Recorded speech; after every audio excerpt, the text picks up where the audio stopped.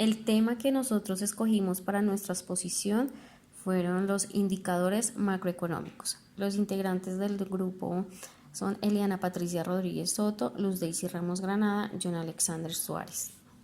Entonces, primero vamos a saber qué son los indicadores macroeconómicos. Los indicadores macroeconómicos son estadísticas o lecturas de datos que reflejan las circunstancias económicas de un determinado país, región o sector. Los analistas y los gobiernos los utilizan para evaluar la salud actual y futura de la economía de los mercados financieros. Los indicadores no solo nos muestran una fotografía de lo que está pasando en el ámbito económico, sino su función también es proporcionar las herramientas necesarias para establecer políticas, leyes y reformas que permitan el crecimiento del país por completo y sobre todo una manera de proyectar un camino por el cual avanzar. ¿Por qué son importantes los indicadores macroeconómicos en la toma de decisiones?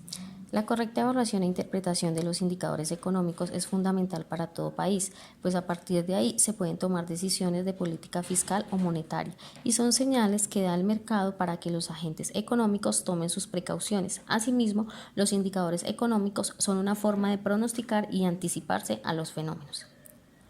El no hacer caso de lo que nos muestran los indicadores económicos nos podrían llevar a crisis económicas, fuertes devaluaciones, condiciones de incertidumbre, descontrol en el nivel de precios, entre otras cosas. Principales tipos de indicadores. Entonces tenemos los indicadores avanzados. Estos indicadores pronostican hacia dónde puede dirigirse una economía. Los gobiernos los utilizan con frecuencia para aplicar políticas porque estos representan la primera fase de un nuevo ciclo económico. Dentro de estos indicadores tenemos mercado de valores, precios de vivienda, rendimiento de bonos, estadísticas de producción y fabricación, ventas al por menor y tipos de interés. Mercado de valores. El mercado de valores se considera un buen indicador predictivo de la salud económica, ya que los participantes en el mercado dedican el tiempo a evaluar la salud de las empresas y la economía, por lo que se encuentran en una buena posición para juzgar el crecimiento futuro. Un aumento en el mercado de valores es señal de confianza en el futuro de las empresas, lo que podría conducir al crecimiento económico, mientras que una caída en el mercado de valores podría significar que los inversores están retirando su dinero de las acciones y recurriendo a activos refugio. Uno de los indicadores macroeconómicos importantes también es el precio de la vivienda y mercado inmobiliario. El mercado de la vivienda suele considerarse un indicador avanzado, ya que los datos pueden informar acerca del estado de la economía con meses de antelación. La recesión en 2008 es un claro ejemplo del impacto que el mercado de la vivienda tiene sobre la economía en su conjunto. La crisis de las hipotecas de alto riesgo no se limita al mercado inmobiliario y fue un primer síntoma de lo que se convertirá en una crisis financiera mundial. El número de licencias de obras pueden ser indicadores avanzados de la salud económica, ya que las empresas solicitan estas licencias al menos 6 meses antes de iniciar la construcción. Si se inician nuevos proyectos, se entiende como una indicación de que estas empresas esperan que la demanda de vivienda aumente. Si la construcción de casas comienza a caer, los constructores son más pesimistas acerca del futuro del mercado. El rendimiento de bonos es otro indicador principal. La mejor manera de utilizar estos bonos es observar la curva de rendimiento, el cual es el ingreso que un inversor puede esperar y recibir al comprar y mantener un bono. El rendimiento de los bonos a corto plazo son aquellos con vencimiento de hasta 2 años y se ven directamente afectados por las decisiones de la banca central y la expectativa de los tipos de interés. Sin embargo, el rendimiento de los bonos a largo plazo son aquellos con vencimientos superiores a 2 años, que se ven afectados por los tipos de interés, pero también por factores como la inflación y el crecimiento económico que pueden tardar más en surtir efecto. Cuando la economía está creciendo, puede esperarse una reactivación como resultado de una mayor inflación. Sin embargo, los bonos de mayor duración se vuelven más riesgosos, ya que hay una parte de mayor probabilidad de que suban los tipos de interés. Por lo tanto, los inversores en bonos comenzarán a exigir mayores rendimientos para vencimientos más largos, lo que hará que los rendimientos de los bonos a largo plazo suban más rápido que los de corto plazo, produciendo una curva de rendimiento pronunciada. Estadísticas de producción y fabricación. Estas estadísticas de producción y fabricación puede ser una de las formas más fáciles y rápidas de obtener datos avanzados sobre el estado de la economía. El aumento de la producción y los productos fabricados tienden a tener un impacto positivo en las cifras del Producto Interno Bruto, lo que se considera un signo de aumento del consumo y un crecimiento económico positivo. Un cambio en los niveles de producción también pueden influir en las tasas de empleo. El número de empleos de fabricación disponibles pueden decirnos mucho sobre la confianza de las empresas en su propia expansión y en la economía. Si hay un número significativo de empleos disponibles, las empresas pueden tener un exceso de pedidos a los que atender. También es importante observar los niveles de inventarios y las ventas al por menor. Unos niveles elevados de inventarios pueden sugerir que la demanda de los consumidores ha aumentado, pero también puede indicar que los bienes producidos no están abandonando los almacenes. La información sobre las ventas al por menor controla todas las compras de servicios y bienes acabados por parte de los consumidores y de las empresas. Es una cuestión muy importante ya que el consumo representa una gran parte de la actividad económica. Pues en general el aumento de las ventas al por menor indica que la economía está mejorando. Si los consumidores tienen confianza en sus circunstancias económicas y en su futuro, en el futuro de la situación, continuarán comprando productos y desembolsando dinero por artículos que no son impredecibles, lo que hará que los niveles de fabricación aumenten al mismo ritmo de la demanda y el aumento también del Producto Interno Bruto. Asimismo, puede tener un impacto directo en los precios de las acciones de las empresas implicadas en la creación de deseos de los consumidores. Estas acciones se conocen como acciones cíclicas. Sin embargo, las ventas al por menor por sí solas no dan necesariamente una imagen exacta del gasto público. Por ejemplo, puede ocurrir que la gente pida préstamos para seguir gastando, aunque las ventas al por menor seguirán siendo elevadas. Los niveles de deuda indicarán que se avecina una recesión. Hay argumentos que sostienen que los tipos de interés son indicadores tanto avanzados como retrospectivos. Son indicadores retrospectivos en el sentido de que la decisión de aumentar o disminuir los tipos de interés la toman los bancos centrales después de que se haya producido un evento económico o un movimiento del mercado. Sin embargo, también son avanzados porque una vez que se ha tomado la decisión existe una alta probabilidad de que la economía cambie para adaptarse al nuevo tipo. Sin embargo, los nuevos tipos significan que los bancos tendrán que pagar más para obtener dinero, lo que a su vez aumentará el costeo de los préstamos de cara a los consumidores. Por lo tanto, los consumidores serán más reacios a pedir dinero prestado y no tendrán tantos incentivos para gastar.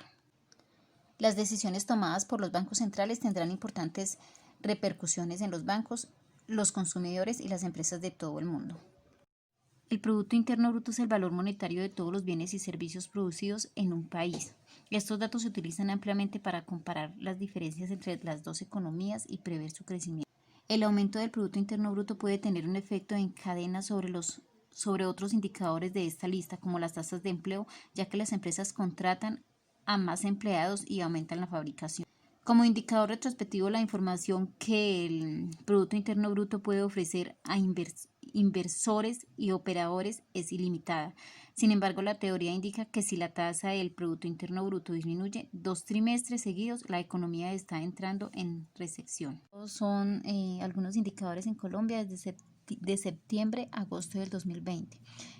Podemos ver que en el segundo trimestre del 2020 tuvimos un Producto Interno Bruto del menos 15,7%, una tasa de desempleo del 16,8% y un índice de precios al consumidor de un 0,32%. Tasas de crecimiento del PIB, Producto Interno Bruto. Es el valor monetario de todos los bienes y servicios finales producidos en un territorio durante un periodo determinado, normalmente un año. La función del PIB es medir el nivel de riqueza de un país en un lapso definido. El PIB se divide en cuatro. Tenemos el deflactor del PIB, es un índice de costos cuyo propósito es calcular y medir las variaciones de los precios en relación con el PIB. Registrar estas variaciones de precios permite evaluar mejor cuándo el incremento en el PIB responde a un crecimiento económico o a la inflación. Por otro lado, tenemos el PIB per cápita, que significa Producto Interno Bruto por persona. Resulta de dividir el PIB entre el número de habitantes de un país. Tenemos el PIB real. El PIB real se refiere al valor monetario de los bienes y servicios finales con base en el precio constante, es decir, sin tomar en cuenta las variaciones de precios producto de la inflación. Por último, tenemos el PIB nominal. Se calcula con base en los precios corrientes o precios de mercado de los bienes y servicios, los cuales pueden verse afectados por la inflación o la deflación. En el segundo trimestre del año 2020, la economía colombiana decreció 15,7%. En el segundo trimestre de 2020, el PIB decreció 15,7%. Durante el primer semestre de 2020, el PIB presenta un decrecimiento de 7,4% respecto al mismo periodo de 2020. Podemos ver reflejada en la tabla unas tasas de crecimiento anual en volumen del Producto Interno Bruto, donde se divide por años, por trimestres y por semestres, donde reflejamos un fuerte decrecimiento para el año 2020 en el segundo trimestre. La actividad económica que más contribuyó al decrecimiento en el segundo trimestre de 2020 fue comercio al por mayor y al por menor, reparación de vehículos automotores y motocicletas, transporte y almacenamiento, alojamiento y servicios de comida con menos 6,6 puntos porcentuales a la variación. Índice de precios al consumidor, IPC e inflación. El índice de precios al consumidor mide la evolución del costo promedio de una canasta de bienes y servicios representativa del consumo final de los hogares, expresado en relación con un periodo base. Información de septiembre de 2020. En septiembre de 2020 la variación mensual del IPC fue 0,32%. El comportamiento mensual del IPC total en septiembre fue de 0,32%. Se explicó principalmente por la variación mensual de las divisiones alojamiento, agua, electricidad, gas y otros combustibles, e información y comunicación. Las mayores variaciones se presentaron en las divisiones información y comunicación, 2,55%, y transporte, 0,83%. Podemos ver en la tabla la variación que tuvo el IPC durante los años 2020-2019. La inflación se define como la variación porcentual del IPC entre dos periodos. En particular, la inflación anual se mide tomando el IPC de un mes y calculando su variación frente al dato del mismo mes del año anterior. Inflación anual del IPC, 1,97%, septiembre de 2020. En la gráfica podemos ver cómo del periodo 2 al periodo 4 hubo una variación del IPC. Tasa de desempleo. La tasa de desempleo, también conocida como tasa de paro, mide el nivel de desocupación en relación con la población activa. Para el mes de agosto de 2020, la tasa de desempleo del total nacional fue un 16,8%, lo que significó un aumento de 6 puntos porcentuales frente al mismo mes del año anterior. La tasa global de participación se ubicó en un 59,3%, lo que representó una reducción de 3,6 puntos porcentuales frente a agosto del 2019. Finalmente, la tasa de ocupación fue un 49,3%, presentaba una disminución de 6,8 puntos porcentuales respecto al mismo mes del 2019. Se tomaron 2 años, el 2019 y el 2020, para compararlos en el mismo mes en tres ítems: la tasa global de participación, la tasa de ocupación y la tasa de desempleo. En la tasa global de participación, el año 2019 obtuvo una alza comparada con la tasa del año 2020. En la tasa de ocupación también presenta un mayor porcentaje que en agosto del 2020. Pero en la tasa de desempleo, en agosto del 2019, tuvo una disminución con respecto al agosto del 2020, que tiene un mayor valor.